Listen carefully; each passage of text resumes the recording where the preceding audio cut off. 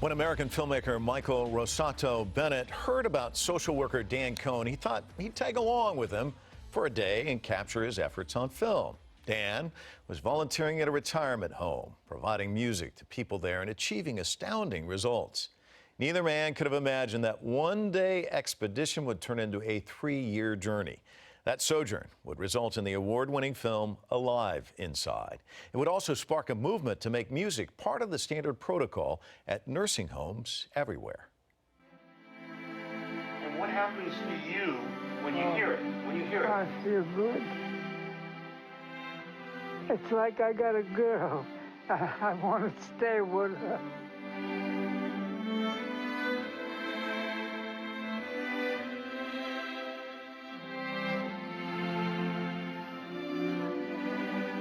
And that is why, together, we're going to do this one small kindness. We're going to bring life into the places where it's been forgotten. And together,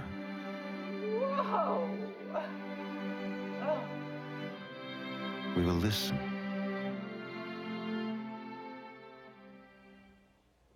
Scientific evidence proves music awakens parts of the brain that have laid dormant for years. Movement and memories can be stimulated, even in catatonic patients. Michael joins us to share his experiences with the elderly residents he documented in the film. People moved in dramatic fashion by having music brought back into their lives. He's here to tell us why music can have a crucial impact on aging. Michael, thanks so much for joining us here on Full Frame. Thank you for having me. What an experience. I mean, you tag along with Dan. Right. You think, well, I'll just, film this. Was it almost instantaneous? For those who haven't seen the film, it's almost like there's a key and it unlocks the mind. It's amazing to watch. Yeah. And my life changed in the first hour of filming. Like, I experienced something almost instantaneously that I literally knew that I had to make this film. I walked into a nursing home, a big public, underfunded nursing home, and I walked into a hallway and there were 100 people sitting in wheelchairs, lining the wall, and this one guy, Henry, this old black man, was in there. He was kind of like this, and he'd been like that for 10 years. For 10 years, he'd sort of just been a bump on a log, if you will. And then they brought Henry and set him up in front of my cameras, kind of like I am here.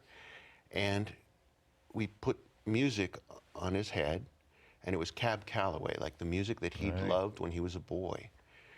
And I watched this man, and you can watch it in the film, I captured it. He literally, like his self, returns. He becomes. Let me stop you right there, because you're doing my job. You're setting up a clip. So let's watch the clip and let's pick it up on the other side. Let's watch this, because it is amazing. I supposed to sing with this? You can if you like.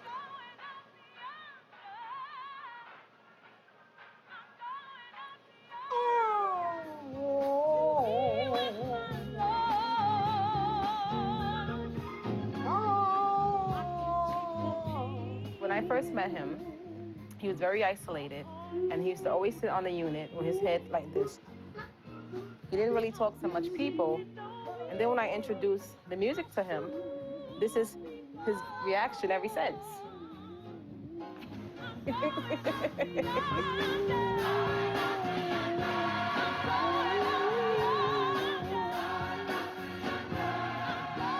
Henry waking up did something to all of us.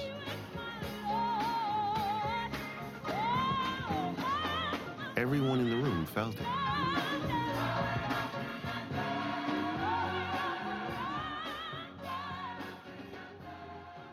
But one thing we can't see is the guy behind the camera. I mean, what was was it a smile, or were there tears? I mean, because this is really emotion charged. Just watching that, and I've seen it 1,000 times, I am overcome with emotion. There's something about, like, another person, coming awake, that has been, you know, like if you see your child and they're somehow they think badly, they think they're a failure, you know, and then you kind of give them a pep talk and they realize that they're good, and they fill their self, you know, and I literally had chills going up and down my arms, like when he was coming alive, because it just what that means, you know, the idea that, you know, there are 1.6 million people like Henry in nursing homes. There's 5 million people with Alzheimer's disease in this country, you know, and the idea that we could do something that would, you know, stir their deeper selves into some kind of aliveness, it just totally, like, that is what I have to do, you know. It was like it was like the universe said, you know, we can help somebody, you know, if you make this film, we can help a lot of people. And so I knew I had to do it, and it's been an amazing experience. But obstacles, you and I had a chance to talk about this. You're making a film about people don't want, they all think, oh my God, I'm going to end up in one of those places when I'm older. I don't want to see a film like this. Right. But it's so affirming, and yet it asks some really tough questions about how we deal with the elderly. I mean, it's warehousing, and you even have a woman say at one point that the reason why these people are like this is because they keep going more and more inward because of the life that they're living. Right, like when you take a human being and you treat them as an object, as a thing, they react, you know, they suffer. You know, you treat a human as a slave, they suffer. You treat somebody as an object, they suffer. And then when you allow somebody, or you honor what they are, who they are, their deepest self, it's the way we should live. You know, we should all be honored for this miracle that we are. You're a miracle. I'm a miracle. Your viewers are miracles. You know, and we are each a point of perception of life that can never be duplicated. You know, we're all, you know, part of this incredible thing called life, and we don't have enough imagination about what life can be, and you know, that's what I got out of this. That it wasn't just the music; it was the music. The music does go into the mind. It goes into the deep places that haven't been destroyed by dementia or Alzheimer's. It does. It goes in there, and it wakes up emotion. And emotion can create these massive, you know, synaptic firings that create pathways. And we took the headphones off Henry, and I'm like, okay, he's going to sink back down, and he didn't. You know, he started like talking to me, and he was a poet. I mean, and he started singing, and he had a voice like one of the most beautiful voices I've ever heard. And I was like, what? You know, inside this shell of a man is a poet, and is a singer, and a soul of incomparable beauty that the world had completely forgotten about. And there is so much beauty in these people, in this music. You know, that's why I'm trying to create this movement for young people, that, you know, young people should go into these places and experience these human beings and experience them for what they are, because they are beautiful things. Well, again, you're doing my job for me. Let's watch another clip and let's talk about it. Hold on, here it goes. Do you remember Neil Diamond? Her name is Gloria. She's about 86 years old. Me and Sophia, my partner, and we came here about 3 weeks ago. The first and probably the second visit, the only word she ever said to us was butterfly. When we walked her out in the garden, she saw a butterfly, and that's all she told us, about one word. Then about 2 lessons later, last lesson, we gave her the music, and that just totally, she started talking to us, and she started just saying stuff we never knew, how she has a ranch in Alexander Valley where she grew up. Do you want to keep listening to this song? She loved to garden. And it was just, we learned so much about her through the music. And it's just, it's the music has helped her so much. he says it helped her so much, but there's a payoff for this young kid. Talk to us about this. It's exactly what you were talking about. You know, there's this kind of frightening element. Let's warehouse these people, let's keep them away. But here you bring teens in, and you can tell just by his face, he's getting a lot out of this. Gloria's getting a lot out of this. Talk to us about that. Yeah, I'm so glad you got that. I really am, because, you know, I think children are under-challenged in our world. You know, we just kind of give them their phones and their television and their games, and we say, we'll see you when you're 18, you know, and then you can join the human race, you know. We very seldom say to children, hey, there's something you can do, you know. And when there's been a connection between the very old and the very young since the beginning of human times, you know. And when you take the power of youth and age and you take the power of music, music is just this magic. It's one of the first human technologies. You know, it's pre-language. It's the way we create cohesion and family, and it's the way we run for days hunting an elk, you know, as a tribe, and our footfalls, you know, boom, ba, boom, ba, boom. That's the beginning of music, and then our voices, and you know, like, we've been making music probably longer than we've been doing anything else, and now we treat it like it's just some thing, you know, that you download or that some star does. You know, but it's not. It is our heartbeat. It's our heartbeat. It's our connection put into form, and you know, it's such a beautiful thing, and it contains such wisdom. And you know, that's, you know, you'll meet Scott a little bit later. He you know, he's one of the guys that just came forward and said, look, I'm doing something amazing that can help with this. Let's do it together. And you know, so I'm you know, I'm just really happy that a lot of people are getting involved. Since I put you in charge of this broadcast, let's bring Scott back in. Scott? You're the maestro. See, you did so much of this that, so Scott Lien's joining us, and he's already set you up in a sense. The two of you are connected, but talk to me about your creation. Explain what it is and why you see it as there's a value proposition between the two of you. Yeah. My life's mission has been on how to have technology help improve people's lives. And I saw the Henry video a few years ago and was inspired. And as we started to build GrandPads, music was central to that always, because I knew how powerful music is for seniors. They love music more than our generation. They used to go to the ballroom on Saturday night and go dancing. They'd see live music. But unfortunately, the barriers of technology had made it difficult for many people in their 70s, 80s, 90s to appreciate music. And so we got together, and now we're going to be able to bring the power of music to millions of seniors. So talk to me about GrandPad, and I know you can demonstrate for us. So walk us through what it is and why you see it as so important. Yeah, so what I saw was the complexities of technology were making it hard for seniors. And we all and the younger generation uses all their technology, their phones every day. It's central and it's integrated in their life. But the group that needs it most would struggle with it. Many would, because the technology was not designed for them. So we set out to build something that was designed from the ground up for people in their 80s, 90s, 100s. Even Anna, age 114, has used a GrandPad, 10th oldest human on the earth. And so when you set out and build something just for them and design it for all their unique and wonderful attributes, they can enjoy it.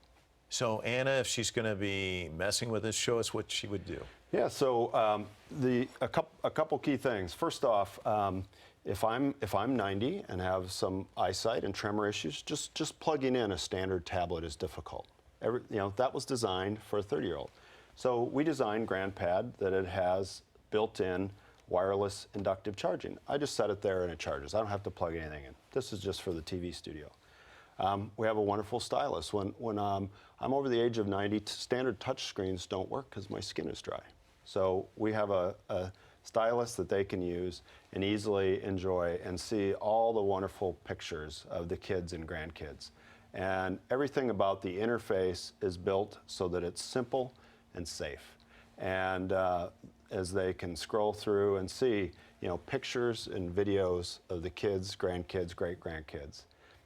No passwords, don't have to mess with Wi-Fi, all that's there. so that they can enjoy the magic of their family and the memories. You know, seeing their wedding photo from 1940, again, brings those memories back. These are the folks that need it the most. They have a lot of time, and they're at the stage in their life where they want to reflect and really enjoy. Their family is their legacy. Right. It's very soothing for them to be able to see and enjoy all those wonderful pictures of the kids and grandkids. Well, you know, it's interesting you used the word miracle, magic, but one of the words that we haven't used is misery. And my brother passed away. He had stage 4 cancer, and so it wasn't dementia, but he ended up in hospice, and they provided all these things. Dogs would come in and massage. It was all fantastic. But one thing they did not provide was music. And my brother-in-law created this music, these CDs, and he was telling me, I was on the phone with him, he's like, oh man, I'm rocking the place. And I said, well, what about the seniors that, well, most of them are deaf or comatose, they don't care. And he goes, the nurses are coming in, they're enjoying it. But it, again, sparked all these memories. It lessened the misery. So it's beyond even people with dementia, although our director was saying he went into a senior complex. His mom was there, put on Frank Sinatra. Everybody came alive. So my question is, medicine, they have no problems feeding him medicine day and night. Why, you know, this seems like such a no-brainer. Why no music? Well, I mean, it can't be monetized, okay? If the effect that music has on people with dementia was a drug, if it could be put in the form of a pill and be a drug, it would be a multi-billion-dollar drug, okay? But music is in the air. You know, you can't buy it or sell it. But I will tell you, and I can make a prediction now, and I guarantee that within 2 years, this music will be in every nursing home. It will be funded by the government. It is, you know, I'm making a little short film on a doctor, Dr. Ravi Amin, okay, from HHC in New York. He did a study where he went into he's the chief psychiatrist at HHC, and he went in and he gave his sufferers of dementia, he gave them the music of their youth, okay, instead of antipsychotic drugs. When he started the experiment, 50% of his patients were on antipsychotic drugs. These are the drugs you give people when they're acting out and you want to knock them down, you want to sedate them, you know? And he went from 50% down to 13% with a cost savings on each patient of $400. So he saved us tons of money, stopped using these terrible drugs on these people, and gave them a better life. And I mean, it's not a cure, but it's moments of joy. And that's what this GrandPad thing is so cool about. Is he's got like all this incredible tracking like stuff in the background. He can tell what all these people are doing, and you can see how often they're excited and doing stuff with it, and it's really cool. Right? Yeah, absolutely. And by making it simple, they can use it when they need it the most. So loneliness doesn't hit you in the middle of the day during, you know, a social activity. It hits, you know, my mom, when we lost my father a year ago, it hits her in the middle of the night when she's lonely and depressed. She can now use something like this that's now accessible to her to look at pictures of the family, to enjoy the music that soothes her and brings her comfort. And so what we've done is just made technology simple so that they can enjoy it, design it just for them, and they get the benefits that we all get. But the payoff, you see the smiles on their faces, you see that it's magic. I mean, do you two feel like, you know, this will be the final question, do you feel like you're revolutionaries? Because you really are changing the face of care for these people who've been shut away. And I'll start with you, Scott. Absolutely. There's over 20 million people in this country over the age of 75, and that's going to grow to 34 million, fastest growing segment. And many of them are very, very frustrated with technology today. And we work, as Michael said, with high-functioning folks that are frustrated with technology and those that have other challenges.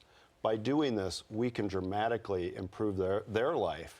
But the real extra payoff is by reconnecting them with their family. Everyone wins. The kids, the grandkids, the great-grandkids. Because as Michael pointed out, that connection between the young and the old has always been there. Unfortunately, modern times of people living apart, so distance is disconnected and technology is disconnected.